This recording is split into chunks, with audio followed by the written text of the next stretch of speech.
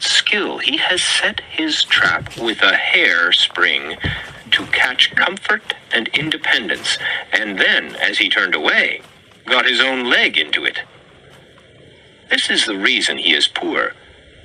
And for a similar reason, we are all poor in respect to 1,000 savage comforts, though surrounded by luxuries.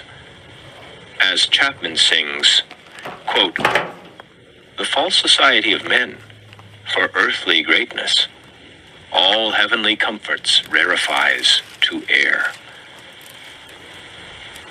And when the farmer has got his house, he may not be the richer, but the poorer for it, and it be the house that has got him.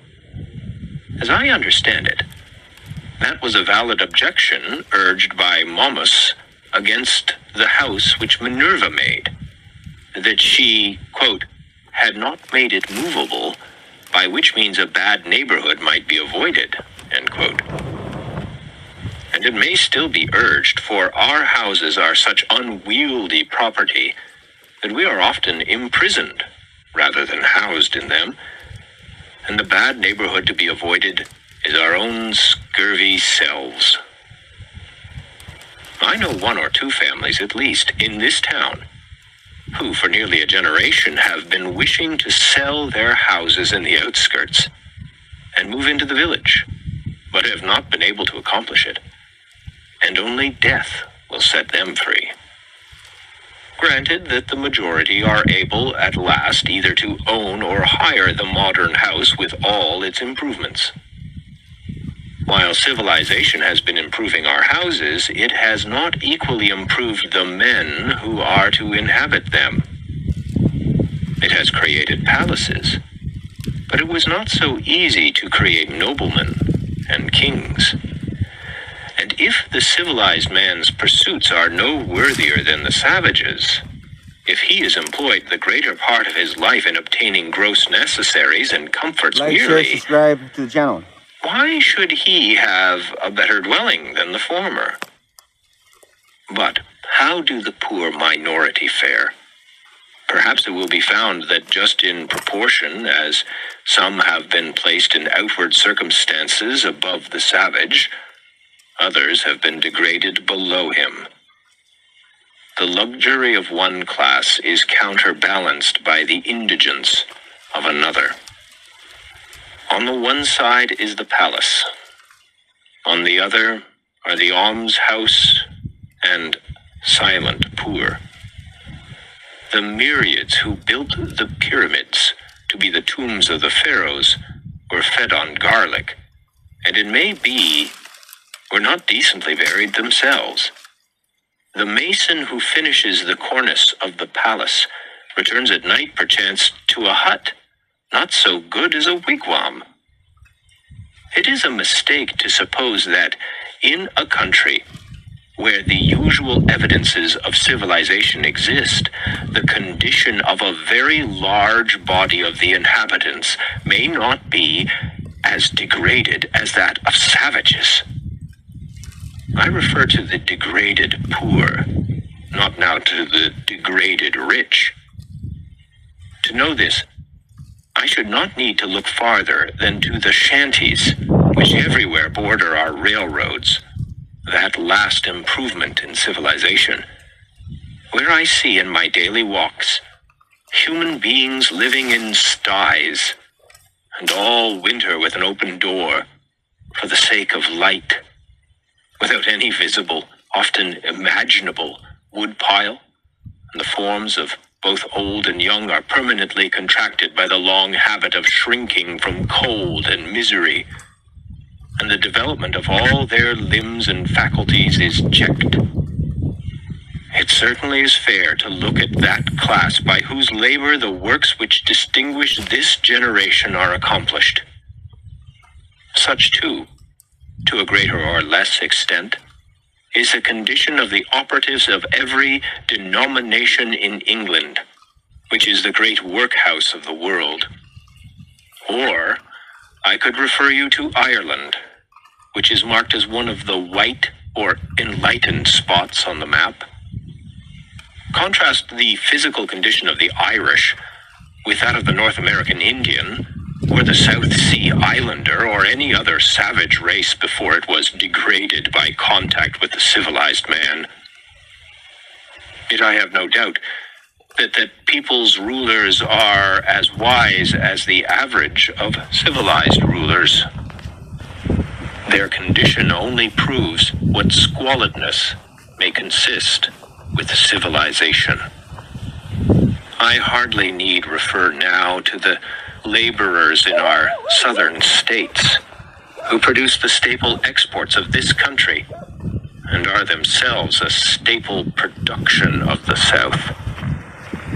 But to confine myself to those who are said to be in moderate circumstances. Most men appear never to have considered what a house is, and are actually, though needlessly, poor all their lives because they think that they must have such a one as their neighbors have. As if one were to wear any sort of coat which the tailor might cut out for him, or, gradually leaving off palm leaf hat or cap of woodchuck skin, complain of hard times because he could not afford to buy him a crown. It is possible to invent a house still more convenient and luxurious than we have, which yet all would admit that man could not afford to pay for.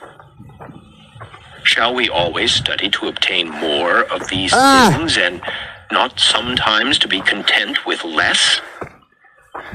Shall the respectable citizen thus gravely teach by precept and example the necessity of the young man's providing a certain number of superfluous glow shoes and umbrellas and empty guest chambers for empty guests before he dies? Why should not our furniture be as simple as the Arabs or the Indians? When I think of the benefactors of the race, whom we have apotheosized as messengers from heaven, bearers of divine gifts to man, I do not see in my mind any retinue at their heels, any carload of fashionable furniture.